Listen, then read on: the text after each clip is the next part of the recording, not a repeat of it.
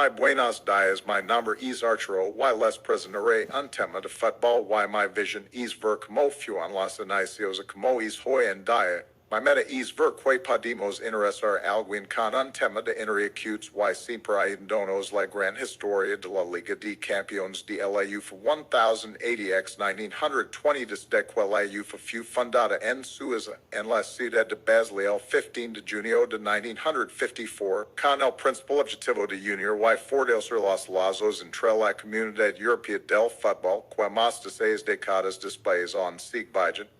Pero también se ha convertido en el guardián del balompié en Europa al trabajar estrechamente con sus 55 miembros asociados, otras partes interesadas y socios para promover, proger y nutrir el deporte en todos los niveles, desde la elite y sus estrellas hasta los millones que practican el deporte como un joven. Para lograr este objetivo, la Confederación decidió crear un año después de su fundación una gran competición donde participan los grandes clubes de todo el continente. Y como se llama esta competición? La espectacular Copa de Europa. La idea original del torneo se inspiró inicialmente del Campeonato Sudamericano de Campeones hecho por Colo Colo en Santiago de Chile en el año 1948. Donde participaban todos los clubes campeones de sus respectivas ligas.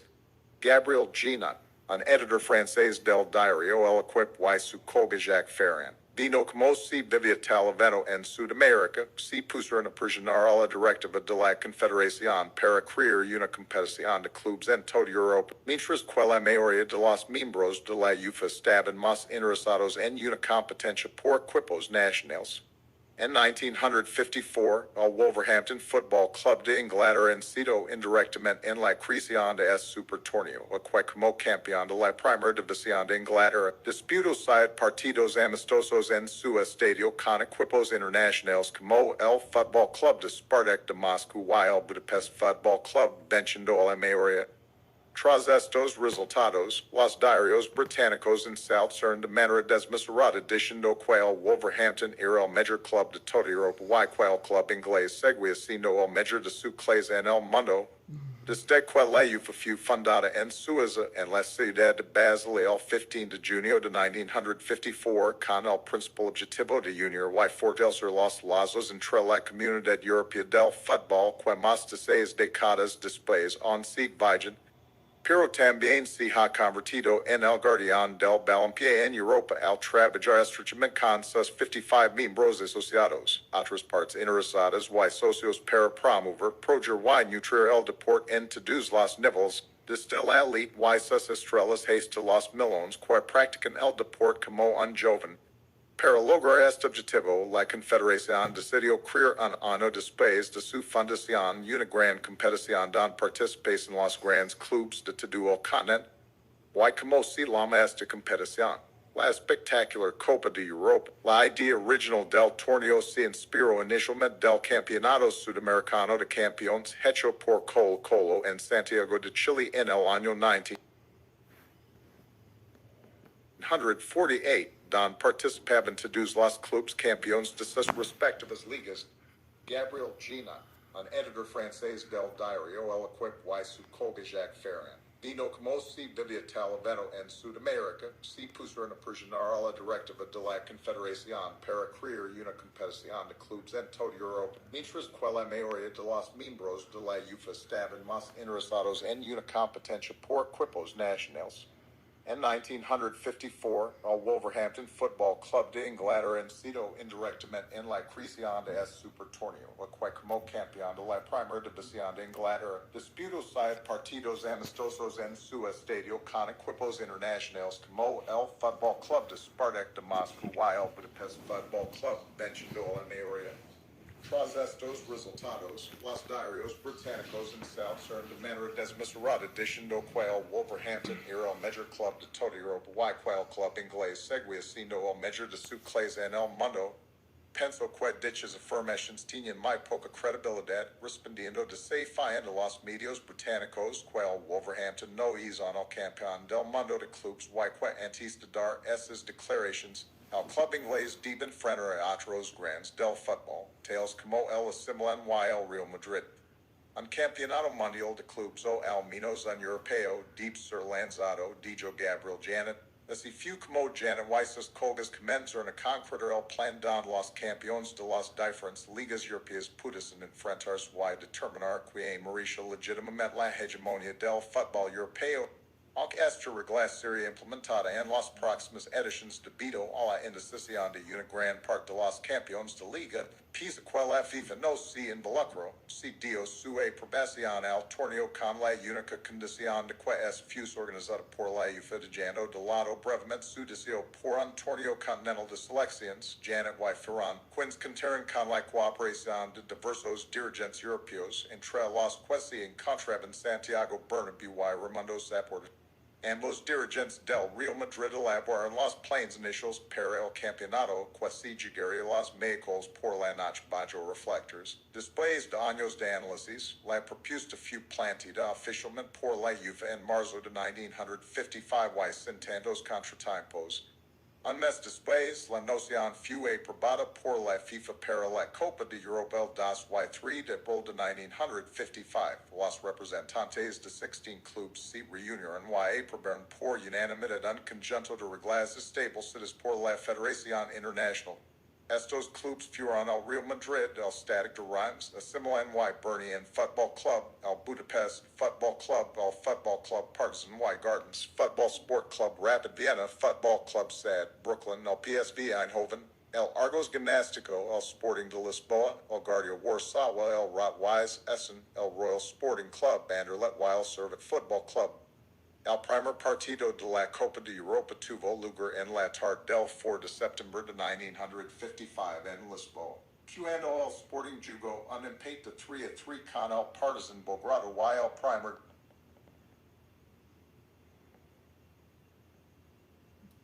Pruebe Primi. El de la Copa de Europa fue anotado por Joe Baptista Martins del Sporting el 13 de junio de 1956. 38,000 espectadores que pagaron alrededor de 20,000 pounds se reunieron en el Parque de los Príncipes Paris para ver quién sería coronado como el primer campeón europeo. El estadio del Parque de los Príncipes de Paris es el marco de la final de la primera Copa de Europa que disputan el Reims, campeón de Francia y los campeones de España. Como se ve, tuvo el partido un comienzo esperanzador para las ilusiones francesas, cuando los demás colocaron en los 10 primeros minutos 2 goles en la portería de Alonso. Este es el segundo rematado por el extremo tiempo. Avanza el capitán madridista Muñoz, que hizo perfecta entrega y Stefano rematada por el delantero Sol. Pronto va a alegrar el empate, el Madrid la cosa, y como consecuencia del sac d'un corner, Rayo Novella el marcador. Con empate 2. Goals se empieza 1/2. El Racing Atlanta con un nuevo gol de Biomaxi a 20 minutos del final 3-2. Favorable a los galos, percha ser definitivo. Ya que una jugada de Marshall y la curiosa forma con que entrega el balón a Josito, ahora el gol del empate 3. Marquitos defensa blanco y su otra en colaboración. Contemplan, y por último, vimos el foro del Panamá español que logra de manera perfecta a Hector Rayo. La final de la Copa de Europa había demostrado a los fanáticos del fútbol en de duel con que fue tenía el Real Madrid y que jugó estrella pasión, sino es de Stefano, Raymond Copa Comento después de lo que he visto en es jugo, no sé por qué el Real me necesita, su equipo está completo. El trofeo fue entregado al capitán del Real Madrid, Miguel Muñoz, por el presidente de la UEFA, Yves Schwartz. La Copa de Europa ahora estaba en manos del Real Madrid y permanecería allí durante muchos años.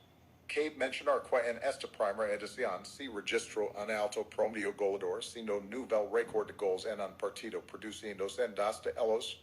Tras el éxito de la primera edición se integraron nuevas federaciones nacionales al torneo hasta conformar un total de 21 diferentes, cada una con su campeón nacional como representante, a excepción de la española que participó siendo representada por 2 clubes al poseer el club campeón Villa. Únicamente 15 clubes contendieron en la final de la segunda edición. En esta edición del torneo, ahora se empezaría a cumplir el requisito de que los clubes debían ser los campeones de sus respectivas ligas nacionales tras los problemas de participación el año anterior. desde la segunda edición de la Copa de Europa, el campeonato ha ido evolucionando en todos los aspectos desde la cantidad de participantes, el sistema de competición, la polémica, la basman, el trofeo y el nombre de la competición. Empecemos con la cantidad de participantes. Como había mencionado en la segunda edición, se clasificaban para su participación en el certamen los equipos campeones de las ligas nacionales, pero en 1997 comenzaron a participar también los campeones de liga y en 1999 los clasificados hasta el foro puesto, dependiendo del coeficiente UFA de cada liga, debiendo superar los de menor coeficiente una vez por vez. El número fue aumentando hasta los 85 que participaron en la última edición, de los cuales 32 pasan a disputar su phase final. El sistema de competición también ha tenido sus reformas y que se dejó de lado y formato de eliminatorias para implementar un sistema más al estilo de liga, integrando una phase de grupos. Cuatro equipos con cuatro clubes. Por regla de la UFA no puede haber dos equipos de un mismo país en un solo grupo. Los equipos de los grupos se enfrentan entre sí ida y vuelta y los dos primeros clasificados pasan a la siguiente ronda. Los octavos de final, el tercero de cada grupo, pasará a los 16 de la Europa League en los octavos de final. Los clubes se enfrentarán de forma eliminatoria, es decir, cada club se enfrentará con otro doble partido y el vencedor pasará a cuartos de final, en los que quedarán 8 equipos enfrentados de nuevo de forma eliminatoria. En las semifinales hay 4 equipos, habrá 2 partidos y el vencedor de cada partido llegará a la final. La final es el único enfrentamiento que se juega un solo partido y en un campo neutral elegido por la UFA antes del inicio de la competición. En la temporada 96-97 entró en vigor la polémica ley Bosman, que permitió a los jugadores comunitarios jugar en un equipo sin ocupar plaza de extranjero y permite también a los jugadores cambiar libremente equipo al final de su contrato. Al menos si el club de destino es de un país comunitario destino del de presidencia. Eso provocó que los clubes con más poder adquisitivo se lanzasen a contratar a los mejores jugadores del panorama internacional, aumentando sus potenciales en comparación de otros clubes europeos con menor poder financiero. Desde entonces, y con excepción de un único año, el vencedor de la competición ha sido integrante de una de las consideradas 4 mejores ligas de fútbol de Europa, la Premier League, la Bundesliga, la Liga Española o la Serie A. Y en cuanto al trofeo, el original de la Copa de Europa fue donado por el periódico deportivo El Equipo. Este trofeo fue otorgado de manera permanente al Real Madrid en marzo de 1967. En ese momento eran los campeones habiendo ganado 6 títulos en total, incluidos los 5 primeros de 1956 a 1960. A partir de la temporada 1966-1967, el trofeo fue sustituido por una copa de plata diseñada por el suizo George Steiner de 74 centímetros de altura y 8 kilos de peso. Este modelo es popularmente conocido como la Arjona, tanto en España como en Hispanoamérica. Debido a los grandes que posee en la temporada 1968-1969 se introdujo una nueva regla de equipo que se proclama campeón del torneo 3 veces seguidas o 5 alternas. Se adjudicará en propiedad el trofeo, iniciando a continuación un nuevo ciclo con un nuevo trofeo del mismo diseño.